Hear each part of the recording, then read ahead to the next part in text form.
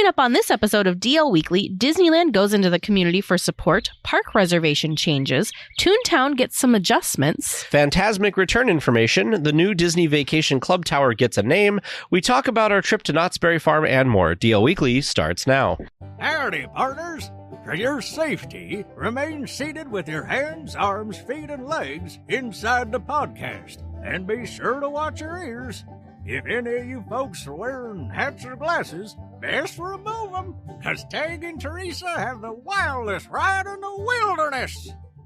Well, hello and welcome to this episode of DL Weekly for the week of May 24th, 2023. I'm Teresa Urban. And I'm Tag Bushman. We'd like to send a shout out and a thank you to all our current weekly tiers for supporting the show. Without your support, DL Weekly would not be possible. Your support ensures the podcast will continue and that we can make it to the parks more often to bring you the latest news and information live from the parks. If you'd like to become an official weekly tier yourself, head on over to dlweekly.net/support to sign up. Well, it's that time again, and we are hosting our public live stream this Sunday. That's this Sunday at 5:30 p.m. Disneyland time. We hope to see many of you there. This will be on our YouTube page. So if you go to youtube.com/DLWeekly, you'll be able to find us there to join in. Now let's get to the news.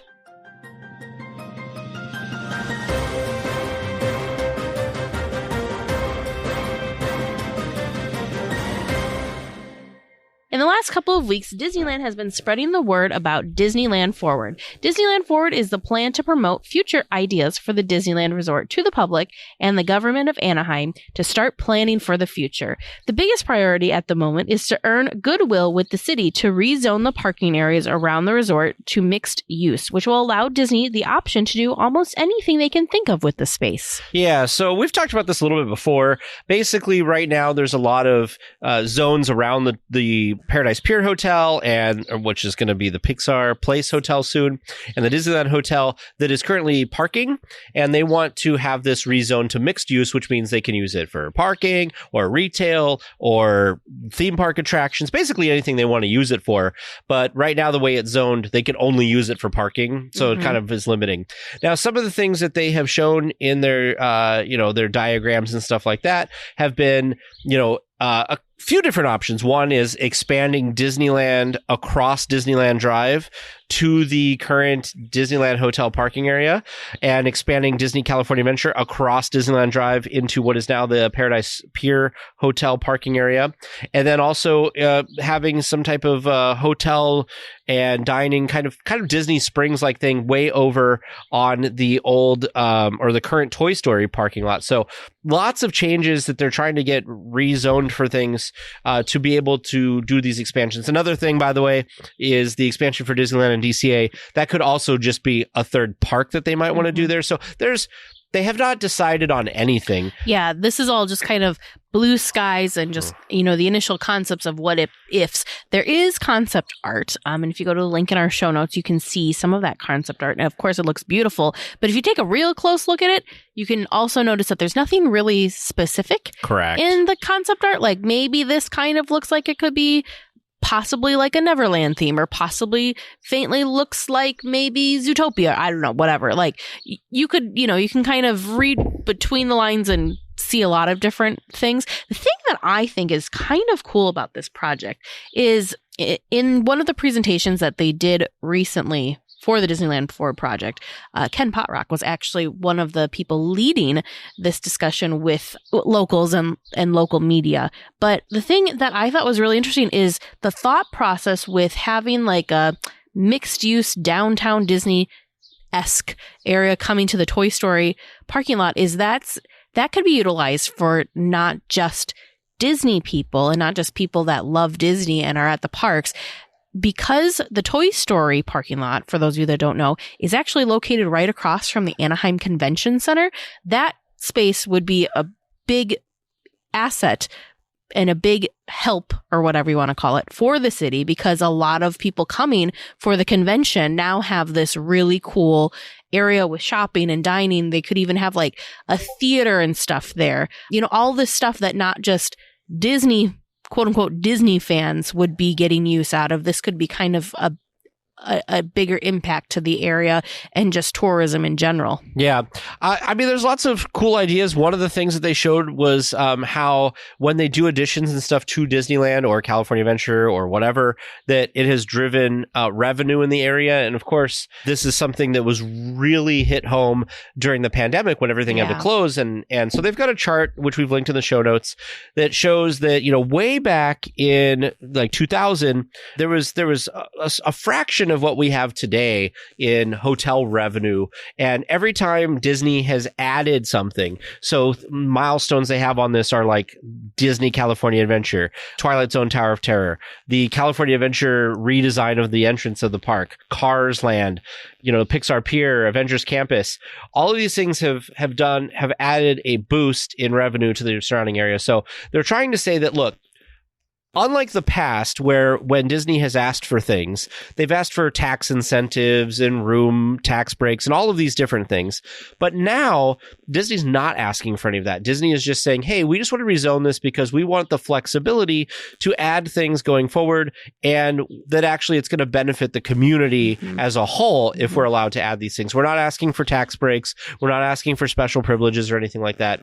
We just want this area rezoned so we can have some flexibility. And I think it's really cool. And for those of you who might be hearing this and thinking, oh cool, like 2 or 3 years from now we'll have something, this is something that is definitely long term. They don't have any solid ideas for any of this. It's very much in its infancy stages. So we're looking at probably at the very earliest would be somewhere around the 2030 and beyond time frame if anything materializes. So right now it's just the hope of a beginning. So the big push is to get these areas rezoned, because if the areas aren't allowed to be rezoned, then the rest of the nothing, then that's kind of where it stops. They're not going to be able to kind of put these plans, put these ideas into plans and then into reality. So we'll see. I mean, right, it makes sense to us Disney fan type folk, but I'm curious to see the outcome of this, because I'm really excited about this project. I think, to me, on paper, this looks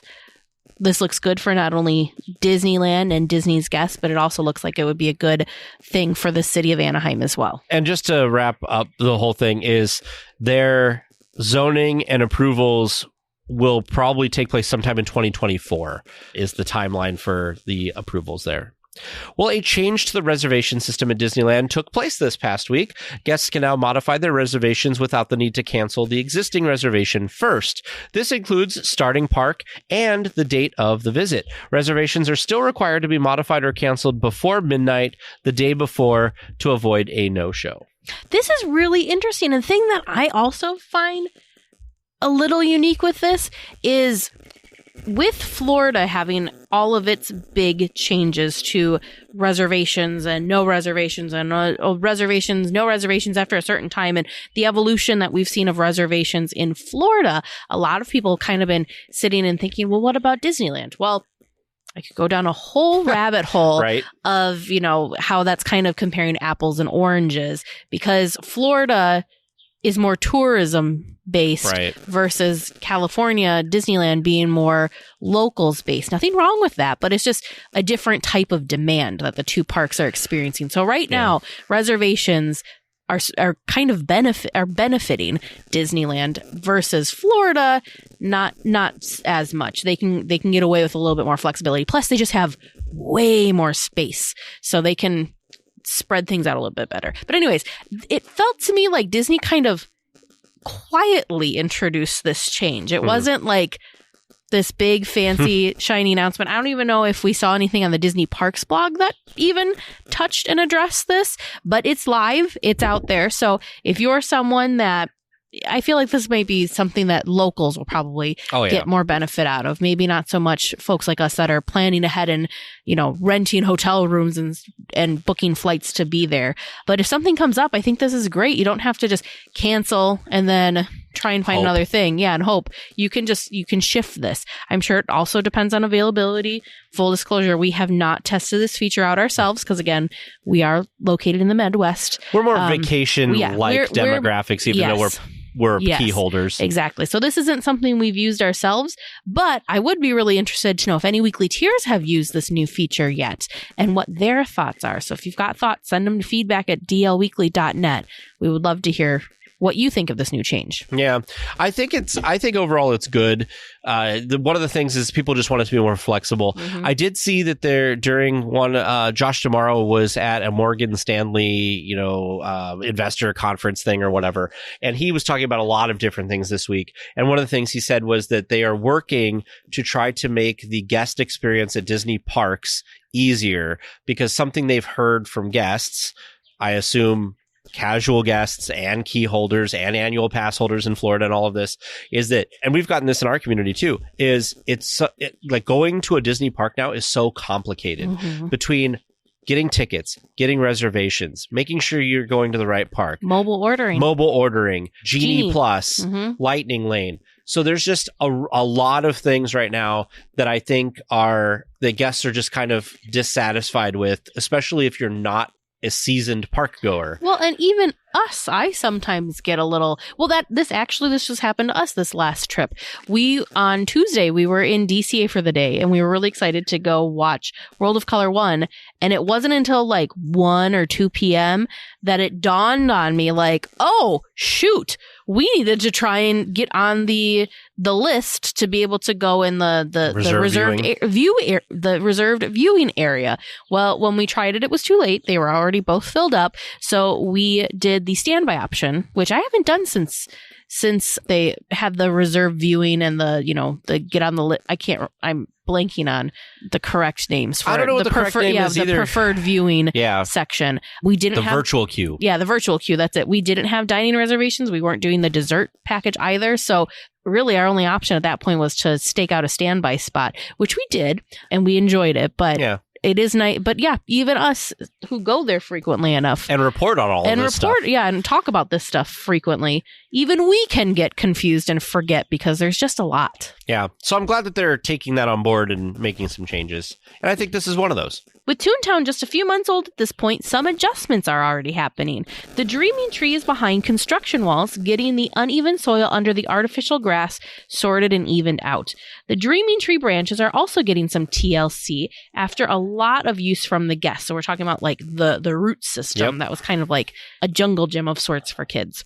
Otherwise, there are a number of smaller projects happening around the land to get it back in tip-top shape. So a couple things. First of all, I am so happy that Disney is seeing that there's some things that need to be touched up, and they are touching it up. Yes. They see that there's some issues with the ground that could be a safety issue. They're fixing it. They're not afraid to put up construction walls and try to fix it and get it back to tip-top shape. They're using that opportunity to redo some of the play structure for the kids. They've got some other little things happening here and there. There's some paint over by Mickey's house and some things like that. So I'm really, really glad that they are taking the opportunity to keep it up, because I can see it's really easy to just be like, well, it's new. It's not really a priority. We just put all this money into it. We'll come back to it at some later point. It's nice that they're trying to keep it up. The other thing, too, is ToonTown is like hopping. It is the place to be. So it's from a guest standpoint, guest demand standpoint. There's still a high demand for this area, even with these minor things that they're going in and noticing and getting fixed. So I could also see Disney being like, well, it could very easily be it's new, but also there's still lots of people back there. So, we can work. We'll take care of that later. We'll just push that off. I could see that too. Now, the couple of things that I'm waiting for in ToonTown has to do with water. So Donald's boat, the splash pad next to Donald's boat, which has not been opened. Yeah, has not been opened, has not been turned on yet. And then supposedly, I could be mistaken, but supposedly the main fountain also was supposed to have more things happening. I mean, so it's cool as it is. It is very cool, but it was supposed to have like the little clam shells that are in it were kind of supposed to dance and do different things. It was supposed to be a little bit more interactive and have different effects and stuff, and different, I don't want to say choreography, we'll call it animations, fountainography. So like kind of different things, but it's kind of just stuck on this one loop right now. So supposedly there was supposed to be other fun fun loops with that too. I could be totally mistaken, but I think there's maybe a little bit more that we might be seeing out of that fountain. You know, something else that this is tangentially related because we're talking about ToonTown that we haven't talked about in the show. Did you know that the stroller area that's in the Jolly Trolley barn is like valet stroller parking? Yeah. I did. So I thought some of our guests that have smaller kids that have strollers in the park might be interested to know that it's valet. Basically, you give your stroller to a cast member, and I think it's brilliant because so often cast members are moving stuff around anyway. Just let the cast member park it. I want more valet stroller parking around. I don't know how they're going to do this. They kind of accidentally have this perfect thing happen in ToonTown to make this go, but it makes so much sense. But the other nice thing about it is you don't have to try and find, like you said, the cast members have to move strollers around to keep guest flow and all that stuff. But you also don't have to worry about finding your stroller in the sea of strollers. But B, if you had stuff like in your strollers, you now don't have to worry about the quote unquote security of that because it's in an area with cast members only. You don't have somebody can't accidentally take the wrong stroller or can't maybe think that your bubble wand is something that they really wanted or something. Whatever. You don't have to worry about any of that. A lot of strollers look the same, so I can also imagine that accidentally taking someone's stroller might be a thing and you don't realize till half an hour later when you go to look for something and you're like, oh, this is not my bag. Yep. And I'm not saying that, stroller theft is a big deal in Disneyland by any stretch. There were a couple, I do remember reporting on it because there was some issues pre-pandemic. That was before reservations and all that. So now it's too much work. Yeah, there had been issues in the past. So this is just kind of nice because I feel like it gives the guests using the strollers a lot more peace of mind with the strollers. 100%. Yeah. Well, in a sad bit of news, Fantasmic will not be returning to Disneyland until after Labor Day at the earliest. In a statement, Disney said, quote, "We are taking this time to evaluate the show and explore opportunities to add new magic and touches for guests to enjoy," end quote.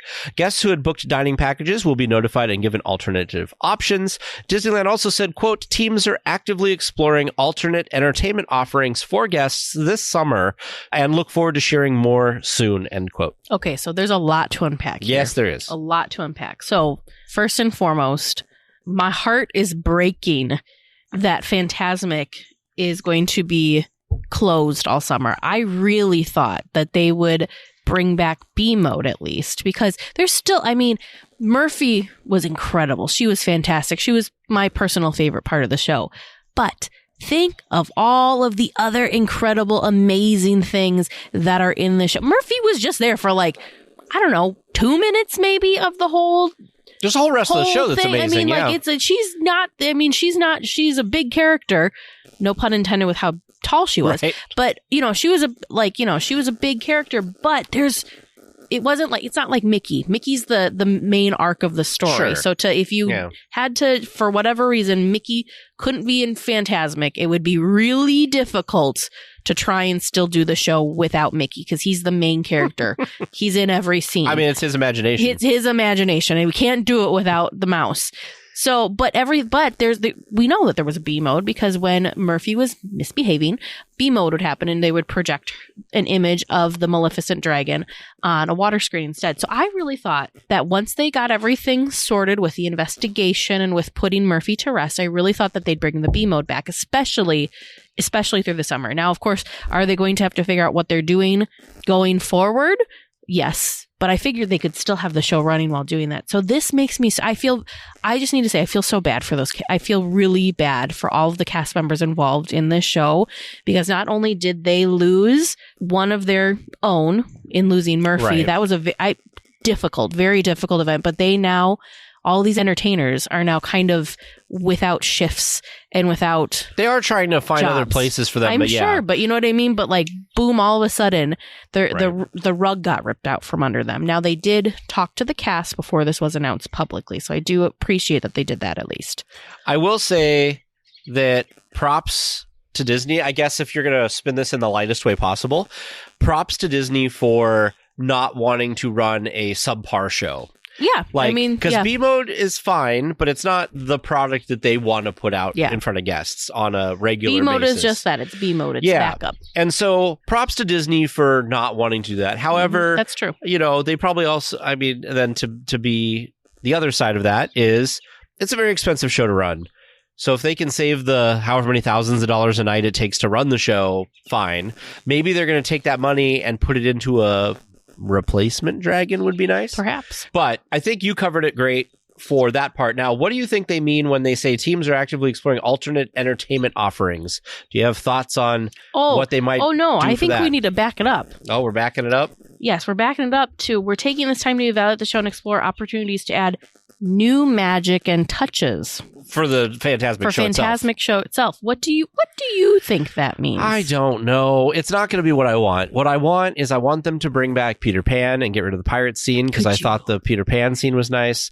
Could you imagine if Ursula came back? That would be wonderful. So I was reading some people's comments online and people were saying things like that they wish they would change certain aspects of the new soundtrack back to the old soundtrack because they thought it was better. Sure. They thought that they needed to rework some of the music with the princesses scenes because they said, I didn't actually notice this, but somebody on Reddit was saying that when the Tangled section like hands it back to whatever the section is after that it wasn't as smooth of an auditory transition or something. Okay. So, those kind of things, they hope that they could either revert it or make it better or something like that. But for me, I want them to bring back Murphy. I want them to bring back Peter Pan. I want them to maybe fix some of those little things that people complained about. Bring back something like Ursula and TikTok or whatever I think would be wonderful. Stuff like that, I would like them to bring back. I don't think that's what's going to happen. My guess is that they're going to make more tweaks in a continuing new direction, not going backwards. Sure. And I don't know.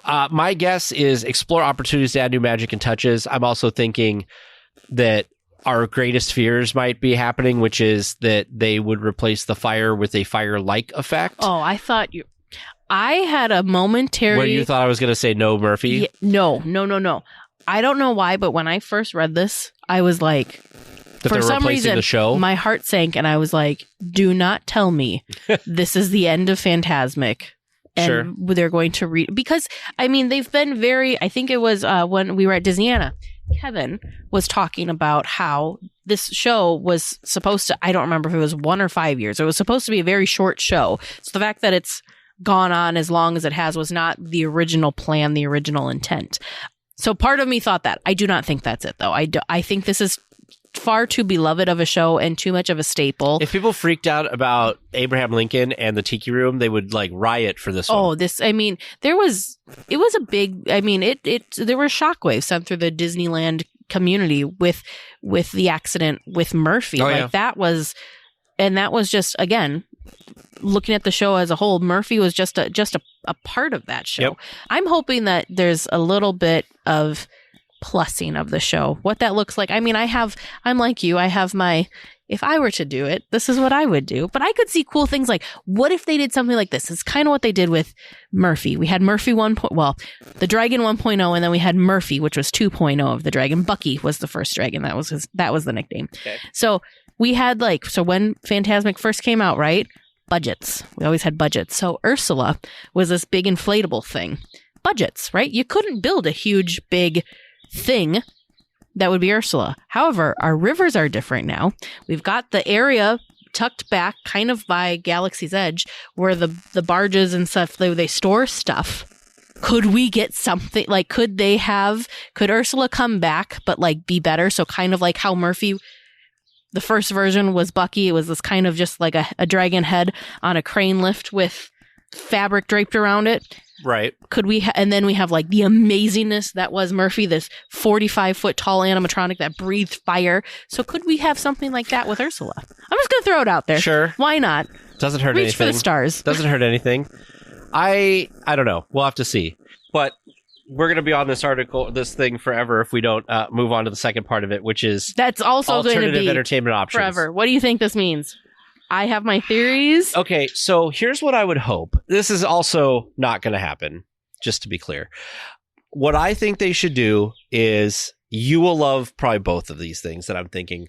I think we're thinking the same thing. Electrical Parade back. That's easy. At DCA. Oh. Bring Paint the Night back to Disneyland, because one of the things we've talked about for a while. I would have gone the opposite way. I would have done Electrical Parade at Disneyland. That's the thing is, I was reading some comments online, and a lot of people feel that nowadays, for whatever reason, they think Paint the Night is more magical in Disneyland. It didn't feel as magical in DCA, and the Electrical Parade just feels magical wherever you put it. So if you want to go by that. Now, in reality, if Disney does both of these things, which, mind you, we have not heard a whiff that any of this is happening. This is just our wish casting, if you will. Is my guess would be that Electrical Parade would come back to Disneyland because they just renovated it. I have imagined that it's still sitting somewhere in a parade warehouse. Right. It'd be really easy. We've got that new float. Yep. And then maybe try to get Paint the Night renovated or something. But I don't think they have enough time to do that for the summer. I don't think so either. I think Paint the Night has got a lot more TLC that needs to happen before it's show ready. However, we don't know. Maybe they've already been working on this. Do you want another one that I saw that somebody suggested that I thought would be a really cool addition? I think an easy thing. Okay, before we get off parades, I think a really easy thing that they could do is they could turn Magic Happens into a nighttime parade, because those you already have the cast is trained. The performers know their routines, all that good stuff. You already have it running, but just shift your parade time. So just have an later afternoon parade and then like an evening nighttime parade. It wouldn't be nighttime. The parade would happen, of course, before the fireworks. Yeah.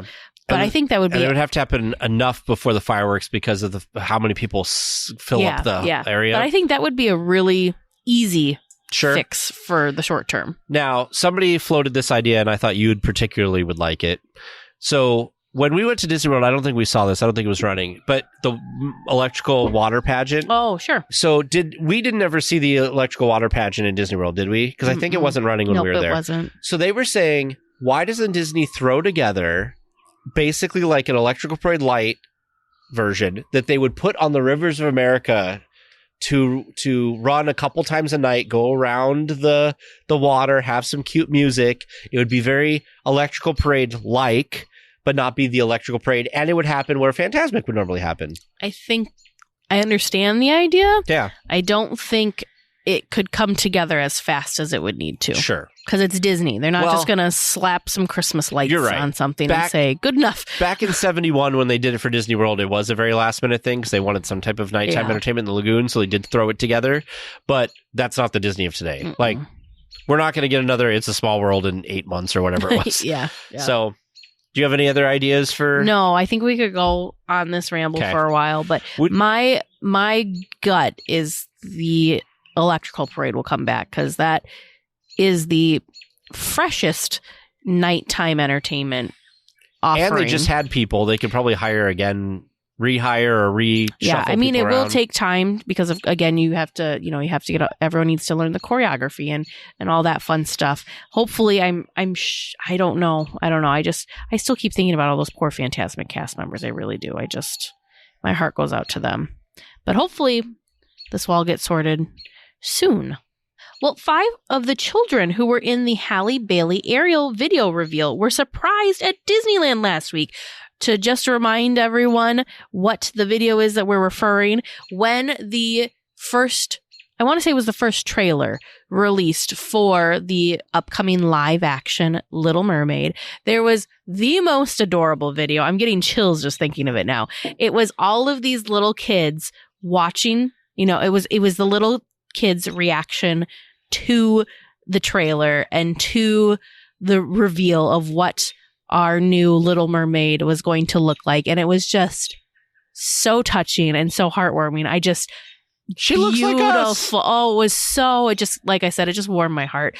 But, so if that wasn't magical enough, 5 of these children who were in that video compilation of the reveal were surprised at Disneyland last week. Mackenzie, Madison, and Carter Manier, along with Mackenzie and Riley Fleming, were enjoying the Bibbidi Bobbidi Boutique when none other than Halle Bailey herself showed up. She then invited the group to the premiere of The Little Mermaid. In addition to the surprise, the Bibbidi Bobbidi Boutique has new Little Mermaid costumes for both princesses and princess. So I watched this because I love these like short little videos. And what was really kind of magical was they played a video of Halle Bailey like thanking them for being like for these videos and stuff. And then she goes, but I think I can create some more magic. And she comes out of the back and you could tell that all of them were like, what just happened? Because they were getting their Bibbidi Bobbidi Boutique makeover. And yeah, so then they went to the blue carpet premiere of Little Mermaid at I think was it the El Capitan? I'm not sure where it was. It was somewhere in Hollywood, and they went and enjoyed it, and they took a lot of pictures with the posters and stuff these kids did. So what a great experience for them. So again, like not like the video that they put together of Halle's reveal as her being our new Little Mermaid was, this just was so sweet. I mean, the fact that she did a video addressing those kids and thanking them to then be like, boom, here I am. Like, surprise on top of surprise on top of surprise. Just, I mean, come on. Magic. That's pure magic. Those kids, like, it's all downhill from there, kids. Shout out to the team. Shout out to Halle. Because, I mean, without her wanting to do this wouldn't have happened. So I just think this is all really incredible and just very, very kind and very generous. Also very excited that these things are happening at Disneyland and not at Disney World where it always happens. That it was happened at Disneyland too. Well, the new Disney Vacation Club Tower at the Disneyland Hotel has an official name. So before they were the villas or whatever, it's just kind of the generic idea. But the tower itself has a name. So joining the Fantasy, Frontier, and Adventure Towers will be the Discovery Tower. In addition, Disney showed off concept art showing the new splash pad area next to the new pool, which is themed to Steamboat Willie. It's so fun. The concept art, of course, we're going to have links in the show notes for you to see this too. The concept art that I saw that Disney Parks posted on their Instagram was like interactive concept art. So you could watch it and you could see all the different water features that were going to be happening on the splash pad. But the other super cool thing is this area is going to kind of transform and come alive at night. So Steamboat Willie, as we all know, is in black and white. So is this splash pad until the sun sets and the stars come out, and then there's going to be all these different colors and fun stuff happening in that area as well. I just think it's very, very cool, very fun. So the animated thing that they showed, did that show it transforming into nighttime? I guess I didn't watch enough of it. It's cute though, because it's got water coming down, it's got steam puffing out the top, and it's so fun. Yeah, so this pool I think is going to look really cool. Do we remember, is this pool going to be limited just to the DVC guests? I believe so, yes. Still pretty cool. What do you think about the name? I know you stayed in the Frontier Tower. I think this was very simple, but very perfect. What else would you have named? I mean, you know what I mean? Like, it just goes along with the other tower names flawlessly. I think they did a really nice job. Yeah, me too. Well, June is Black Music Month, with Downtown Disney set to celebrate all month long. During June, the Downtown Disney Live Stage will have different genres of music, including jazz fusion, mid-century jazz, and Caribbean. There are currently 17 musical groups lined up to perform. The Hollywood Backlot Stage in Disney California Adventure will also feature performances from Midnight Hour, Finesse, and the Rhythm and Blues Brothers. How fun! There's a lot of entertainment. I mean, we talked about when everything closed for the pandemic, that one of the things when it reopened that was missing was entertainment. And June, there's going to be lots of entertainment, that's for sure. So I like the fact that they have 17 different groups lined up for Downtown Disney, so you don't even need a park ticket if you want to come down and enjoy that. And then if you do have a park ticket and you're in DCA, there's some other performances going on there. So that's awesome. I like that they bring in new entertainment and different people from different backgrounds that have different musical styles. Because, I think we've seen throughout the years that as they vary different musical styles, there's different groups of people who get to enjoy music that they enjoy. And it's not just the same, if we go really vanilla, it's not just the same Disney music all the time. Right. But it's also, in this case, it's, jazz music and Caribbean music. We've had Latino music before. Like, it's just nice to have the variety and all the different things happening. Acapella. Yes. Different styles, too. It's, just so fun. Carolers around Christmas time. Scarolers even. I just think it's so fun. Like, if I lived in the area, if I lived closer, I would be hanging out there all the time to enjoy this. Especially because, like you mentioned, this is in downtown Disney. So it costs parking is all it costs. You don't have to have an expensive ticket to get into the park. It's not behind a paywall like some of the other special entertainment offerings are. So I think this is so fun. I would take full advantage of this. You just made me think about living down there and how I could go sit in downtown Disney and write the script each week. We could record from downtown Disney. I mean, that's week. true. We could, let's face it, we've got keys, so we could be recording from the parks. That's true. Most weeks too, if we lived there. Oh, if only. Teleporter. We got to get that teleporter I'm telling working. you. Well, we know it isn't Disneyland specific, but we had to mention the closing of the Star Wars Galactic Star Cruiser out in Florida. The Galactic Star Cruiser was a 2-night experience that immersed guests into the world of Star Wars in a cruise-like atmosphere. The experience was criticized for being too expensive and not broadly appealing. Some of the interactive elements that were originally planned for Star Wars Galaxy's Edge were taken and implemented in this experience instead. Hopefully, this means some of the interactive characters, droids, and other experiences might come to the parks in the future. That's if we're going to look at something positive that's coming out of the unfortunate news that the Galactic Star Cruiser is having its final voyage later this week. I think this year is what Tag just mentioned there. I'm hoping that some of the elements that made the Star Cruiser experience so cool. So, right, you had the very in-themed, very unique foods.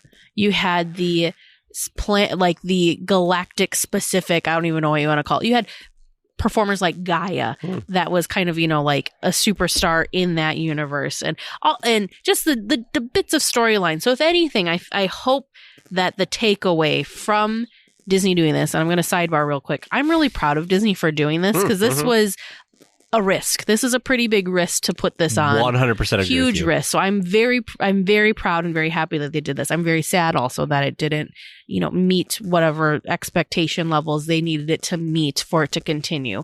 And I wish there could have been something for them to figure out how to continue to, some sort of adjustments, modifications, whatever you want to call it. That could be its own separate thing to make this continue.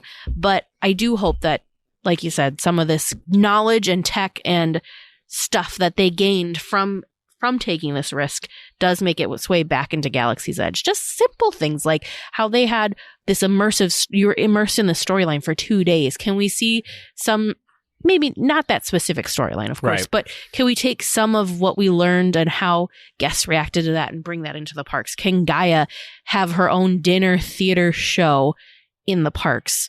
Can the super cool retractable saber that Rey had somehow make its way? I was joking with Tag before this. I said, look at the Mandalorian. What does he do? Really, what does he do? He walks around with Grogu, who is the most adorable little thing. Just adorable.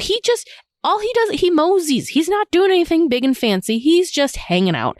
And people love it. People flock to him. In fact, that's how we found him when we were in Galaxy's Edge. Suddenly, there was a mass happening, and I just said, we need to go over there. I think the Mandalorian's out. This is after a couple times of us specifically trying to find him. Waiting and failing.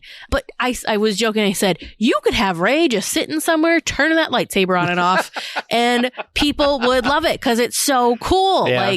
So cool. I mean, maybe it wouldn't be the Mandalorian and Grogu crowd levels, but still, it's super, super cool. Yeah, I agree with you. I think that something that obviously Oga's Cantina is very popular. Yeah.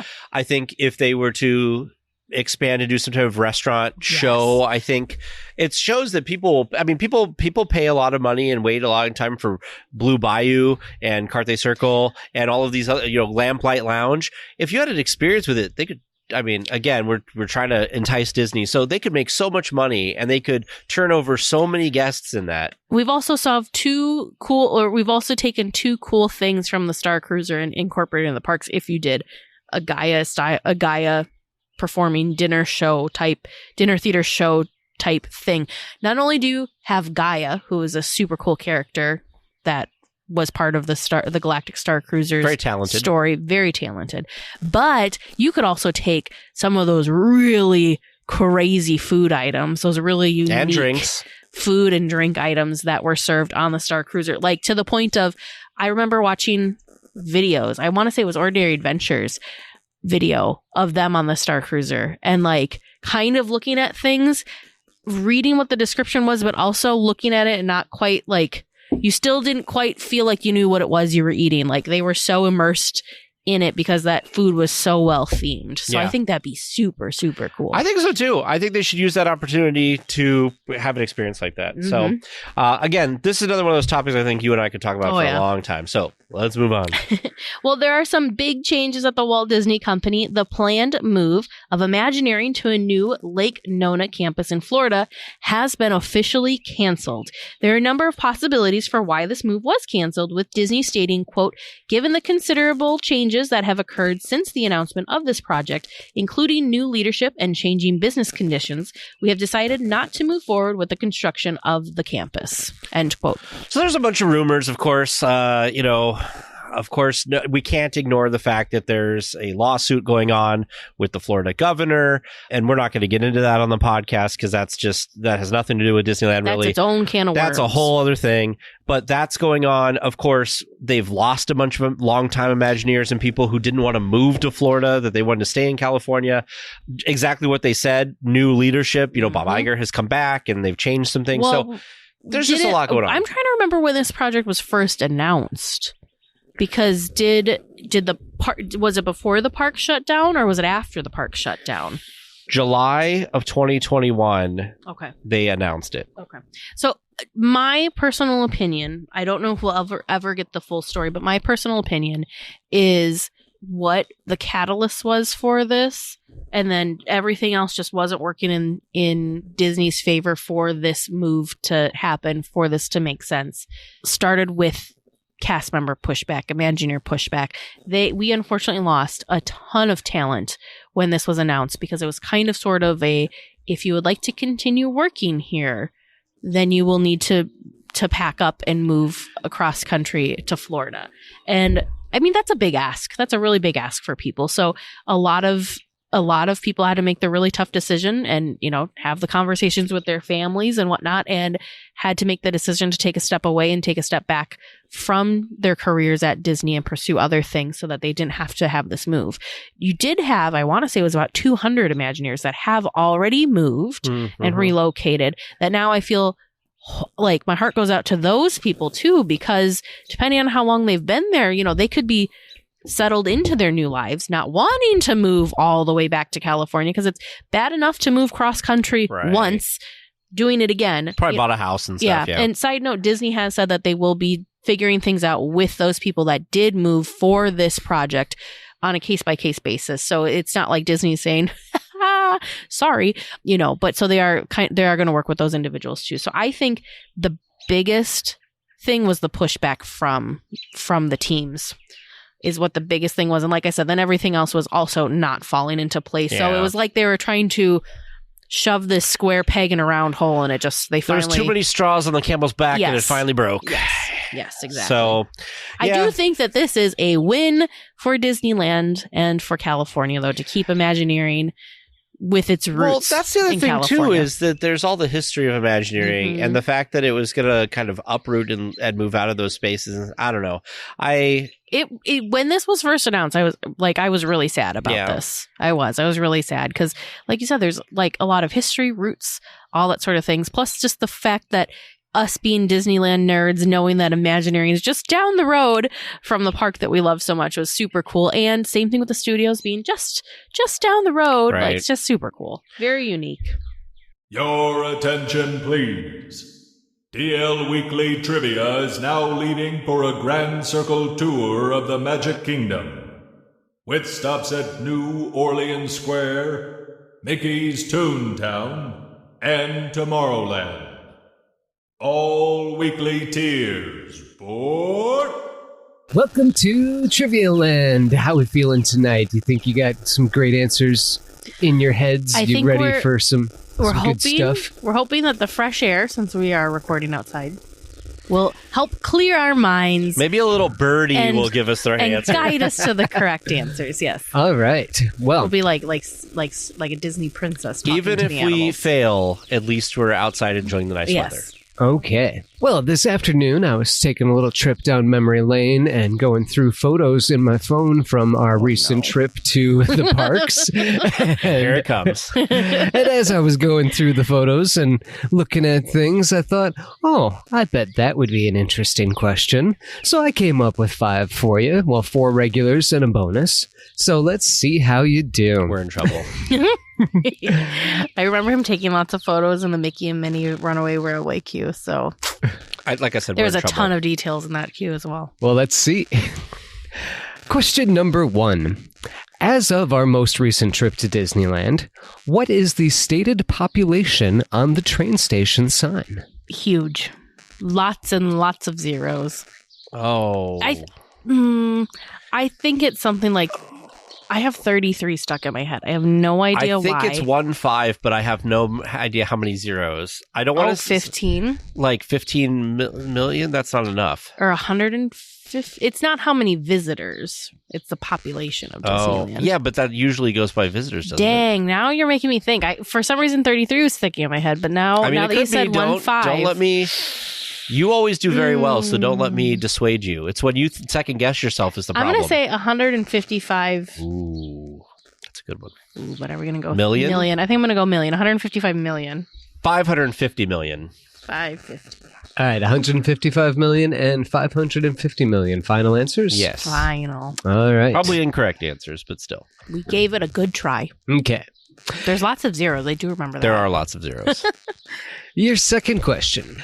At the ToonTown post office, whose P.O. box is upside down? I got this. P.O. box is upside down. Teresa knows this one. I'm not looking at what you wrote either. I'm trying to think of who would make sense to be upside down. I don't know. Roger Rabbit. Goofy. Of course. Goofy. Well, write down Roger Rabbit. I said Roger Rabbit. All right, so I'm trying to your can answers we have are... a bonus of whose mailboxes are there? Oh, because you remember all of these? I think I might. Oh, my goodness. By all means, if you would like to. Okay, so we've got Mickey. Write 'em You're down going to get bonus points for this? Got Mickey. We have Minnie. We have Donald. Goofy. We have Roger Rabbit. But we also have Jessica Rabbit. Jessica for sure. I'm almost positive on Roger, but I could be wrong. All right. I was playing with, they all do little sounds. I was playing with them last trip. I know you were having a lot of fun with it, and I did not, so. Your third regular round question. In Mickey and Minnie's Runaway Railroad queue, there's a condiment stand where you can see many choices, including ketchup, catsup, your cheese, nacho cheese, barbecue sauce, mayonnaise, slashed out secret sauce, relish, extra hot sauce, and what very not traditional, I'm not even sure it's actually a sauce. I remember there was, maybe it's the hot sauce. There was one where it dripped and it actually burned the counter. Oh. Maybe there's an inferno. Like a cheese sauce or something, wasn't it? I mean, I should have paid more attention, is what I'm learning. I don't know. The only thing that's sticking out to me is like an inferno sauce, but I don't know if that was maybe just the hot sauce that I'm getting confused. I don't know. You said inferno? I feel like that's close. I'll say inferno. I could just be making this up totally. Maybe. All right, so you both say an inferno sauce. Final answers? It's our best guess, yes. All right. And your fourth and final regular round question. What is the slogan of the Shawarma Palace? Oh, no. It's something about we're heroes. It's something about it being a favorite place of the Avengers, but I can't remember what exactly it is.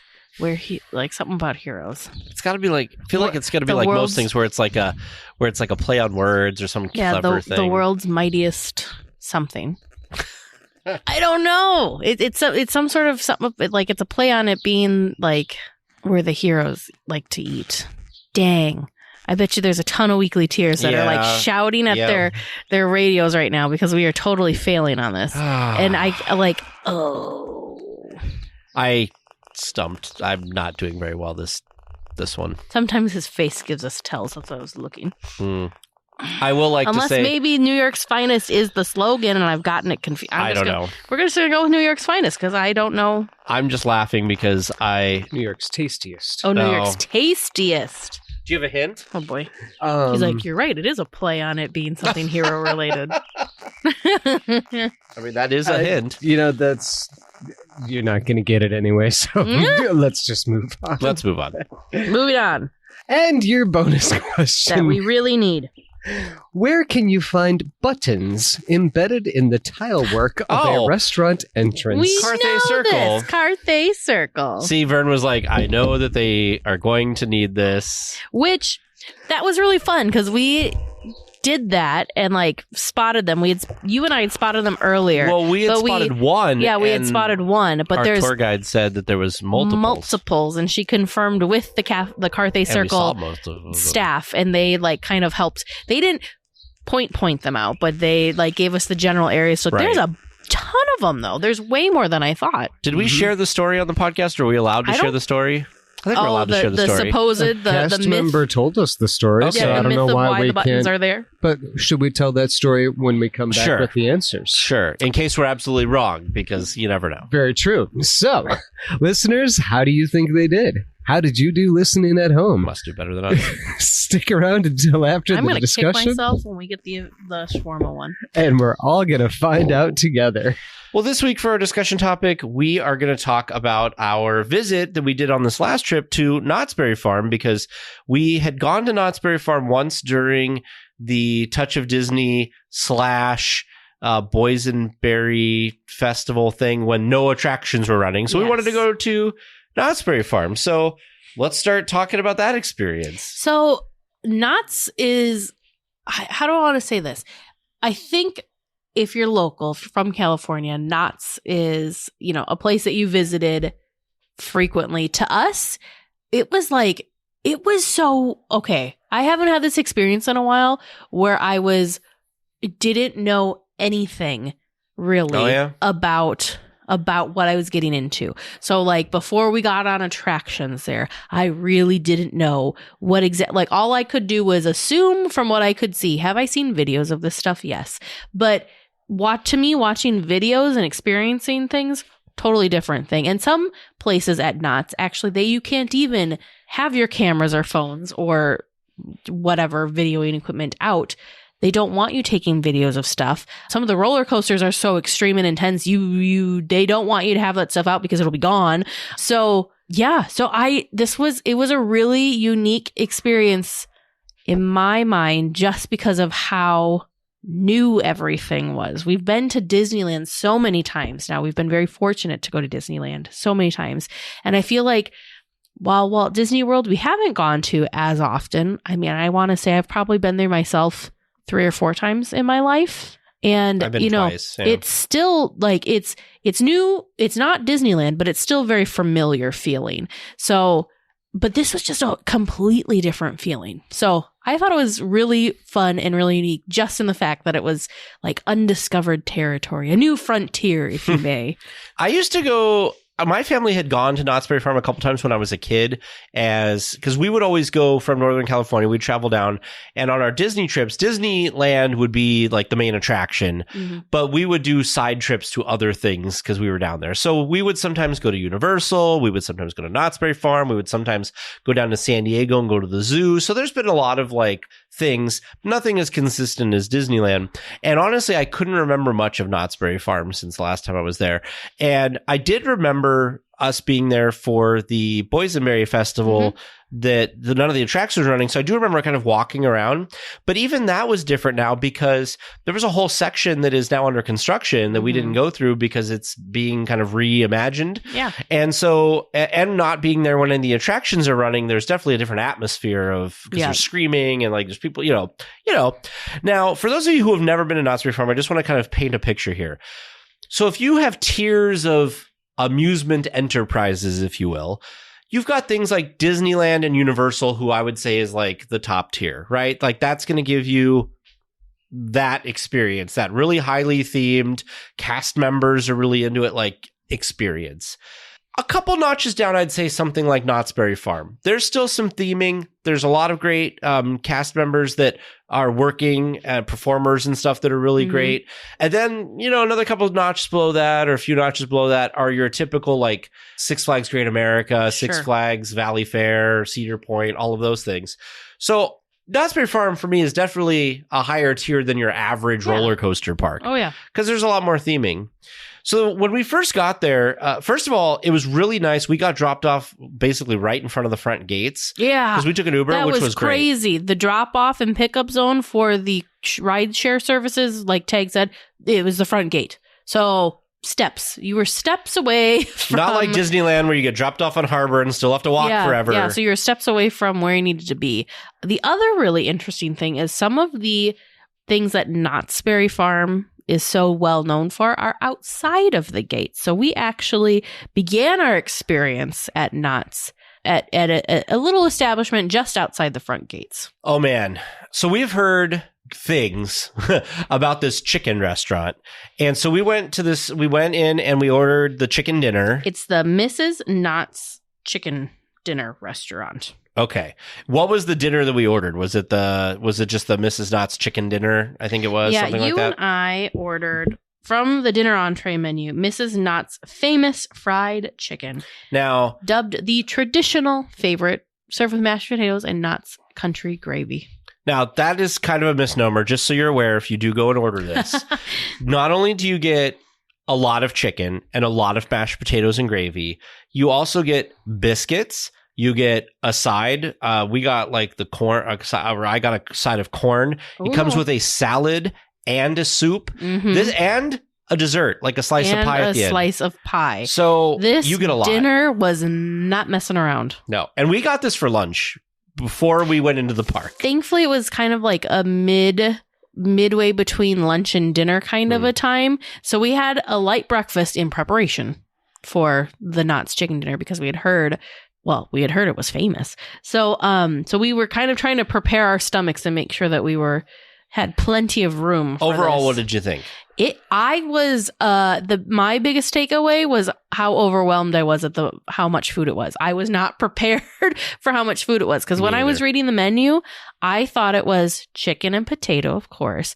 You get to choose a side and then soup or salad, not both, but it was both. And I somehow skipped over the pie was included with it as well. So I was just like beside myself. And it was what, 3 pieces? 3 pieces of chicken? Yeah. No. It was 4 pieces of chicken. I'm looking at the thing it was a half a chicken. Yeah. It was a breast, a thigh, a leg, and something else. Oh, and like a wing. Yeah. So quickly, because I don't want to spend our entire discussion topic talking just about the chicken dinner. I thought the mashed potatoes and gravy, I thought the gravy was the highlight there, but the mashed potatoes and gravy are good. I still think for me, Plaza Inn chicken is the best fried chicken. Yep. I think I enjoyed Plaza Inn more than I liked this, but I will say I did get I think it was the chicken noodles, creamy chicken noodle soup. That surprised me. That was really good. Really good. Mm-hmm. Really good. The biscuits and jam were very nice. Now, coming from the Midwest, I thought their corn was just okay because it wasn't like sweet corn, which we get here in the Midwest. But also, I was really surprised with the biscuits because they came with a boysenberry jam, and I was all about it. Now, Teresa liked them, but wasn't as over. Like, I could not stop talking about these biscuits. Yeah. I also got the boysenberry drink, which I also thought was very good. James, I think, generally liked everything. He got chicken tenders. Yeah, he got chicken tenders. He wasn't as big of a fan of the corn. I think he liked the soup as well because it was creamy. It was kind of one of the things James has problems with soups is he doesn't know what to do with it because he's like, do you chew it? Do you swallow it? Like, I just don't know what to do with soup. That's just kind of his thing. And because it was creamy and kind of chunkier, he kind of knew what to do with it. There was more to it, I guess. He got a different soup though. Just so you're aware, if you go and buy this, I think it was like $27 or $28, something like that. Mm-hmm. It may seem expensive for a chicken dinner, but it comes with all of the things we just talked about. This would be my recommendation. Share it. Yes. Order one of these chicken dinners to split with someone because I felt very bad with how much we were just couldn't eat it. unprepared. We just could not eat it all because, like I said, it was a half a chicken on our Friday. I mean, it was very, very generous portion. So either what we should have done is we should have shared. We should have split meals. Or if you're local, this would be great for leftovers. You'd have tons of leftovers. So it's all stuff that would reheat well. Yeah, overall, I was really pleased with the experience. And for the price, the food, like the price, the quality of the food, the quantity of food, the overall atmosphere, this was a really great experience. Glad that we did it. I'm glad we did it. So we went into the park. One thing I do want to mention. We shuffled our way slowly because our bellies were very full. They have what I wish Disneyland would have, which is you didn't have to take anything out or unzip your bag or anything. You could just walk through the scanner. And only if something weird came up did you have to get secondarily scanned. Now, I think Teresa and I both ended up getting secondarily scanned because I had, I think, the battery charger in my backpack. I had a battery charger, and you did too. But the general guest, I don't know. I wish Disneyland would bring this type of technology. The one thing I thought was interesting was the security people that went through your bag. Did you notice what their instrument, no pun intended, of choice was to kind of poke through your bag? Drumsticks. They were drumsticks that were painted purple. So like, kind of drumsticks, not chicken drumsticks. I mean, we did just talk about chicken. Yeah. I thought that was fun. So first up, we went right as you enter the gates, go left. Hey, we went left. Look at that. It's a thing. Old habits die hard. We went left into Ghost Town.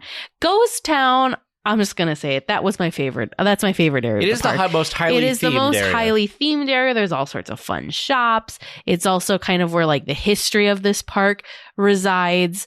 It was super fun. And all of the attractions that I was looking forward to the most also all reside in Ghost Town. Now, James talked us into going on the Ghost Rider roller coaster, which we should also preface. In the morning, James was at Knott's Berry Farm on his own, riding all the rides, doing all the fun stuff. Tag and I were over at the Disneyana Sail and Show and having all of the Disney fun over there. He needed a break from Disney, and James is a huge roller coaster nut. Yeah. And he was excited about roller coasters that both Tag, for sure me, looked at on like line and we're like, oh no. Hang Time was the one that we're like, he had a great morning. He did. He was having a blast. So he had already ridden Ghost Rider and he's like, you guys will be fine on this one. You'll be fine. It's the smoothest wooden roller coaster I've ever ridden. There's not a lot of drops. It's wonderful. And so my experience on this was funny. So first of all, one thing that I'm just going to get out of the way now, and we don't have to repeat it for the rest of the show, the efficiency at which Knott's loads their attractions is not the efficiency. And just their attraction people, like they just don't have as many cars and such. So unlike Disneyland, where as soon as they can get people butts in seats and there's like another car there to load more people, that is not Knott's. So the lines move a little slower. The cast members move a little slower. It's just the pace of Knott's. Well, and the interesting thing too, so with Ghost Rider, you actually were not, if you had bags and stuff with you, you were not allowed to have those in the car most of along the attractions, for the ride. So what you actually had to do, this kind of freaked me out. You had to walk across the attraction vehicle to then put your personal belongings in a cubby to then walk back to the attraction vehicle to take your seat.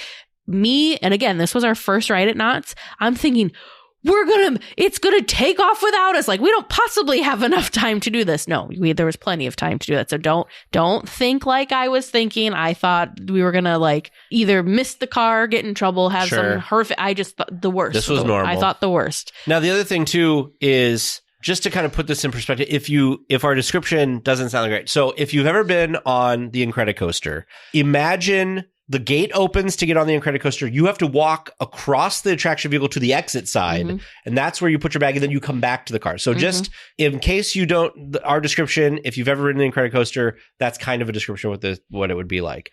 So we got on this, and we started going up the lift hill, and I don't know what's wrong with me lately. And we had seat belts this funny little like lap thing that clicked on. And both Tag are like, what?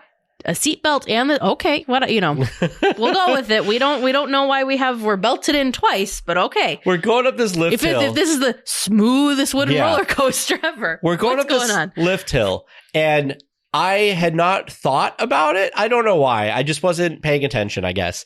And so we're going up this lift hill and I'm like, oh, we're going to get a really great view of the area. That's going to be wonderful. So we're going up and I'm like, oh, this is a really nice view. And I look up and I see there's still a lot of track left to go. And towards the last quarter of this lift, my brain realized that, oh, when you go up this high, you also go down. And my brain was like, uh-oh. And we get to the top and we're trying to find Disneyland and we didn't have time to think about it. And down we go. And what was funny was it was not the smooth ride that James had claimed. It was very, there was a lot of vibration and jostling. We quickly learned why there were 2 lap restraints, not just one. I thought for sure with how much we were in the middle of the mine car thing too. So, right, shouldn't have been the most like crazy. It's not like sitting in the back where it's whipping around more. Every single time we went over those hills, my butt was off the seat and I thought I was gonna fly out. Like it was, but it was so much fun. It was so much fun. What was so funny was we were screaming and then laughing because I guess at some point you just start laughing. We arrived at the station and Teresa's not a big roller coaster person. And I thought, oh God, we've scarred her for life. And I look over and because it was going so fast, there was a vertical stream of tears going from her eyes to her ears of her laughing so hard that she was crying. And we got off and we were just so discombobulated having to get our stuff. Like, what just happened? And I'm yelling at James, telling him that he lied to us. And he was so entertained that he's like, oh, I knew it was like that, but I wanted to get you on it. And I didn't think you would go on it. So anyway. We're looking in line. There's these smaller children that are going on. They're all excited. Spoiler alert, little kids love stuff like this, Teresa. I know. But oh man, it was a ton of fun. It was. Would I do it again? Yes. For me, roller coasters, like that's probably the top that I'll do. I like the Incredicoaster I'm good with, and this one I was good with. Much more extreme than those. Don't sign me up. I will happily wait for you on the ground. We recommend Ghost Rider though. But yeah, highly recommend Ghost Rider. It was tons and tons of fun. So we walked around a little bit more. Teresa was unjostling herself. And so James and I went on the Pony Express. That one actually looked really fun. Which was a short coaster. The line, it said it was like a half an hour wait, but it ended up only being like a 10-minute wait. So again, just like at Disney, sometimes the wait times don't exactly equate. They do have an app, by the way, that has wait times and stuff like that in it. They do also sell a front of the line pass, but it's in the hundreds of dollars or over $100. So like Teresa keeps saying that Disney should do, Knott's is already on it. And so we went on that and that was a great attraction. We went over and we ended up going to like one of their dark rides. Yeah. So the next attraction or the next thing that we came upon was Knott's Berry Tales, which this was one of the few attractions because there's a lot of very extreme roller coasters at Knott's. This was one of the ones that I was really looking forward to. So Knott's Berry Tales is kind of their version in a way of like either think like Web Slingers or Midway Mania. So it's this fun, slow, dark ride, but you're shooting at stuff, so it's kind of an arcade style game. The original attraction was designed by Rolly Crump. It was. The original attraction was designed by Rolly Crump. It has been the original attraction closed. This is kind of the revival of, and perhaps I got the name wrong. Maybe it's like not the Berry Tales Adventure Continues or something like that. But it was really fun. I will say very difficult because think of the pull string style that you have in Midway Mania. So you've got a thing with a pull string that allows you to shoot. And it's detachable like the guns at Buzz Lightyear. It was, to me, having a detachable gun with the pull string was quite like it took a little getting used to because I'd be pulling too hard, which then my gun would point then the berry blaster thing would point up too high. It was hard to determine what your gun was supposed to be shooting. Yeah. Like there's a lot of weirdness. It took a little bit for me to realize like, I'm sitting in the orange seat. So I'm shooting orange berries. Tag's sitting in the blue seat. So he's like that. So it took a little bit. There wasn't a long enough introductory thing for us to really get our bearings, but it was really fun. The thing that I really liked is it felt the queue itself was immersive. Yes. this is going to sound bad, but it felt to me like people that had worked on Disney attractions, that we had Imagineers that helped with this one, because it was just a different level than the other things that we had experienced. And even the attraction itself, they had smells pumping into the queue and in the attraction itself. So it like boysenberry smells were pumping in. So it felt a little bit more familiar, I guess would be a good way of saying it. So the Berry family, which is Bear-Y. That's right. Mm-hmm. The Berry family owns the factory that are making these pies, and the storyline is that the crafty coyote is trying to steal the pies. So while you're in queue, you can see the shadow of him moving outside the windows and stuff. That queue was fun. We also got to meet Boysenberry, yes, who met with us, and I had a great interaction. In fact, if you look at the episode graphic for this episode, that is who we were meeting and greeting with. He's so fun. I was wearing a Dr. Pepper shirt that day, and he was very excited for my Dr. Pepper shirt. So he's great in my book because I'm a huge Dr. Pepper fan. So Boysen, I am there for you. But it was a cute attraction. I think we had a really good time on it. The other thing we did this trip. So the attraction is Knott's Berry Tales Return to the Fair. Okay. That's the continuation. The other thing that we did was our friends over at Where in the Park, we got a copy of the Where in the Park Knott's Berry Farm, which we thought was going to be extremely challenging. We thought it was going to be like impossible because we don't know this park at all. We did find a couple things. We did. Though. I was really proud of us. Then it came time to ride the thing that I think all of us were looking forward to the most. Yes. Which was the Calico Mine Train. So the Calico Mine Train has got to be one of the... It's been there forever kind of a ride. It's one of the originals, but it's just that. It's a little mine train ride, and it carries riders through these ore cars on this adventure through this, active mine. Tons of different animatronics, tons of fun things to see. The thing that I thought was cool was the attraction itself really isn't that big, nor is it really that long, but they made a really good use of space because they have the kind of center of this attraction is this one huge cavernous room that has just tons of different mine workers doing all sorts of different things. On different levels. And you actually pass through this room several times, so it doesn't really feel like it's the same room because you pass through it, like Tag said, on those different levels. I mean, if you're really closely paying attention, you can, you figure it out. But it wasn't until like the second or third pass, kind of like the third pass probably, that we're like, oh, that's the same room. Loved this attraction. It was very cool. I loved it. I like Big Thunder Mountain, so I'm going to like this. I like the fact that they had a non-thrilling Big Thunder Mountain. It was like little kids could go on it's this. Like dark ride Big Thunder Mountain. Yeah, it didn't go very fast. There was a couple places where it was kind of high up. Like there was an area where it came outside and you were kind of high up, which I guess could be, for somebody who doesn't like heights, I guess maybe could be thrilling. But I thought it was really great. There's a part where you stop and like I'm not going to give it away if you haven't been there. The train there's a cool stops. effect. So overall, especially since this attraction, I just looked it up, this attraction opened in November of 1960. Yeah. And I would say it's still a top tier attraction. Like it's good. I thought it was good. I really, very, very immersive. And again, it wasn't until later when we were walking around the park and we kind of realized, wait a minute, you can walk around the entire show building for this attraction. And it's really, for how big and long this attraction felt, the building didn't make sense. So I thought that was really, really cool. I did find on the Knott's Berry Farm app that the scene, that giant scene that I was talking about, it's a 65-foot deep and 90-foot wide scene. Oh, yeah. Filled with dozens of animated miners, of course, all trying to strike it rich. But yeah, it was really great. Interesting. Now, one thing we did not get to do was what's the log ride? The Timber Mountain Log Ride. That was under refurbishment when we were there. That was another high priority for us, but we were not able to. I was joking with James that while he was going on all of the crazy roller coasters, I was just going to spend my time going back to back on the log ride and the mine train. Like that, I would just spend my time over there. It'd be totally fine. The log, I'm looking at the photo here. The log flume there is not as big as Disneyland's. It looked like only a max of 4 people can go per log.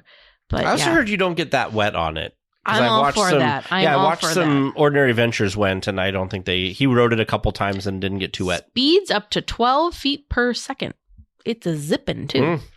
So we went on the train. What's the train called? The Calico Railroad. Which, man, this thing must eat people because it was a very large train that fit a lot of people.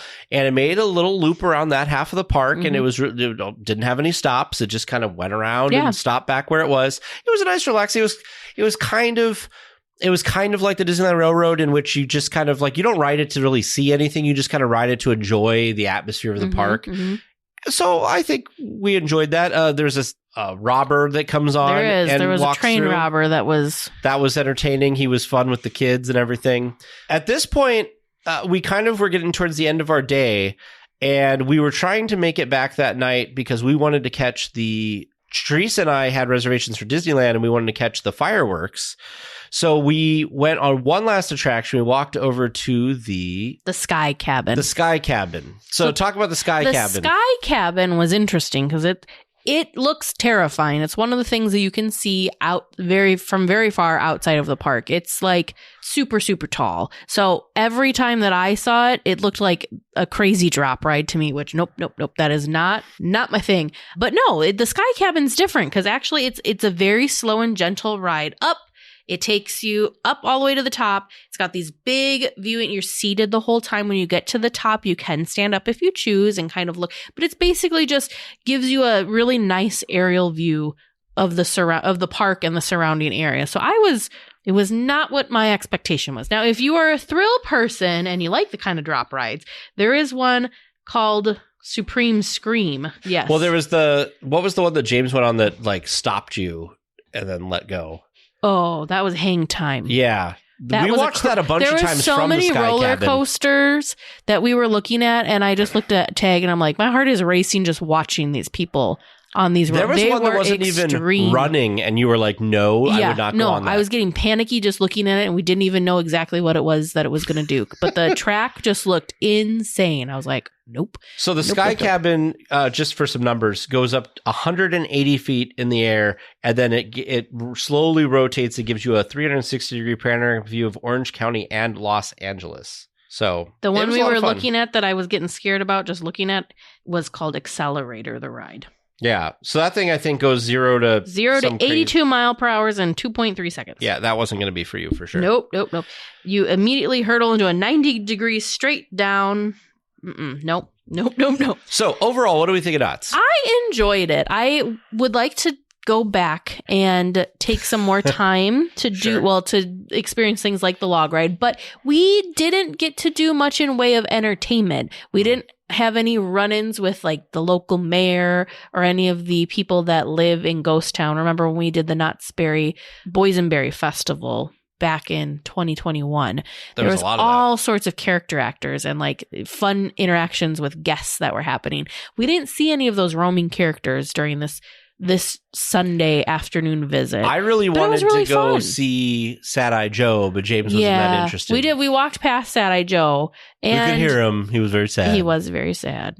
And shout out to Skipper Freddy, because remember Skipper Freddy told us a little bit of magic about about how Sad Eye Joe works, and we kept our eyes open, and the window was open, the notebook was out. I'm like, oh, look, there it is. I didn't quite understand where the window was. Me either, yeah. But as soon as I saw a cracked window, I was like, oh, that's it. So I think that's a very simple effect, but very clever and very, very well done. Yeah. So very fun. I think it was a really clean park. It seemed like there was a lot of good entertainment options. Mm-hmm. There was attractions for all ages. Now, we didn't go, there was a whole couple sections of the park we didn't go to. We didn't go, there's a whole like kids Snoopy, Camp Snoopy section that were all for kids. We didn't go over there this time. No. That's a really well-themed area when we went there for the Boysenberry Fest. And then what was the area they were working on is like the Fiesta Village? The Fiesta Village they were renovating and basically reimagining to be, to renovate it. Like, Disney does the same thing. I will say, I do think we grossly underestimated how much we could accomplish in a certain period of time. I was not thinking Knott's Berry Farm would necessarily be a full day park for us, just because, like I mentioned, they have a lot of extreme what I consider extreme thrill rides and roller coasters, and those just aren't my thing. Tag is a little bit more adventurous than me. James, however, is definitely the most adventurous of the group that was there that day. So he could definitely be there for a full day because there was more rides that appealed to him. I feel like we barely scratched the surface though. We got a lot done, but I feel like there was still more to do and more to see. So definitely if you're thinking about giving Knott's Berry Farm a try and checking it out yourself, I would be sure to set aside a full day to be able to do all the fun things. Even if you're like Tag and I and you're not going to go on those crazy roller coasters, I still think you can find a lot of fun and a lot of entertainment if you're there the full day. And it's only like a 10 or 15 minute Uber Lyft ride if you do rideshare, or if you drive yourself probably too, from Disneyland. Yep. So we were staying at the Howard Johnson, and I want to say it was like a 7-minute Uber ride. It was a really quite quick, 7, maybe 10 minutes tops, depending on traffic, Uber ride. It was not bad at all. Very, very quick ride to and from. And actually, what we did was when we were leaving Knott's Berry Farm for the evening, because like Tag mentioned, we wanted to try and catch the fireworks at Disneyland to end our night. We went from the front gate of Knott's Berry Farm to the ride drop off at the front of the Disneyland Resort entrance. So we went park to park. So I have my Lyft receipt here, and it was about 12 minutes for our trip there. And then our trip back, which took us to the hotel, was 14 minutes. But yeah, we recommend if you're in the Disney area and you want to try something new and you haven't gone to Knott's. Also, that was another thing. Knott's tickets, not as expensive as Disneyland tickets. No, it is less expensive if you buy them online ahead of time than if you buy them at the gate, though. And also, if you're going to go 2 days or more in a year, get the annual pass, because it's only, I think, $100 and something. It basically is like, if you're going to go 2 days, you might as well get the pass. They also have food options where you can add the food plan to it, where you can get meals and drinks and stuff. So we saw a lot of people with the drink plan. There was tons of people with the bottles they give you to refill. So I think that's definitely worth it if you're going to be there for the whole day, or you're bringing your family, that kind of thing. Looks like we're coming in for a landing, gang. But please stay listening until trivia comes to a stop. And then you can walk to the nearest exit. Thanks for listening to the 8th wonder of the world, DLWeekly. Welcome back to Trivia Land, where we're going to find out just how well Teresa and Tag did. How do you two think you did tonight? Not good. Yeah. Well, all right. I'm confident on one. Should we dive right into it? Let's dive right in. Okay. As of our most recent trip to Disneyland, what is the stated population on the train station sign? Teresa said 155 million, and Tag said 550 million. The correct answer that I was looking for was 650 million. Tag being the closest. You were pretty close. Yeah, I pulled it up, and spoiler alert, elevation is 138 feet. So there you go. That's the other bit of info on there. They don't change that one. No, well, everybody keeps saying that California is just going to sink into the ocean, so maybe it would change. So, I sometimes wonder if they were to actually recalibrate, has it maybe gone down a foot or two? Maybe. I was actually hearing on the news today that New York City, due to the weight of things, or due to the weight of the buildings, is actually sinking. I saw something about that on YouTube, yeah. Mm-hmm. So, you never know. Maybe one of these days the elevation sign is going to change. Maybe. But not today, not yet. Okay. Your second question. At the ToonTown post office, whose P.O. box is upside down? Tag said Roger Rabbit. Teresa said Goofy. The correct answer we were looking for was Goofy. You know what, Tag? I am proud of you for knowing Roger Rabbit has a mailbox there. I assume since Cartoon Spin is right there that he would have a mailbox. I still am proud of you for that. Thank you. And for her bonus points, Teresa was correct in knowing that Mickey, Minnie, Donald, Goofy, Roger Rabbit, and Jessica Rabbit all have P.O. boxes. I think those were fake bonus points, but thank you. Yes. Gotta give you something somewhere, I guess. I can take all the real and fake points I can get. Your third regular round question. In Mickey and Minnie's Runaway Railroad queue, there's a condiment stand where you can see many choices, including ketchup, catsup, your cheese, nacho cheese, BBQ sauce, mayonnaise, scratched out secret sauce, relish, extra hot sauce, and what very not traditional, I'm not even sure it's a sauce. Your answers were the Inferno sauce or the Inferno sauce, which I take you meant to be the extra hot sauce that I already listed. Probably. The correct answer that I was looking for was haggis. The Scottish dish made by filling a sheep's stomach with a whole bunch of other stuff and boiling it until it splits and then eating everything. You say this now, and I remember us talking about this, but it promptly fell out of my head. And I was trying to give a hint in the not traditional, I'm not even sure it's a sauce. Yes. We're a little too dense for that one, apparently. Sorry. And your fourth and final regular round question. What is the slogan of the Shawarma Palace? Both of you coming up stumped on that. What we were looking for was shawarma flavors for heroes on the go. For heroes!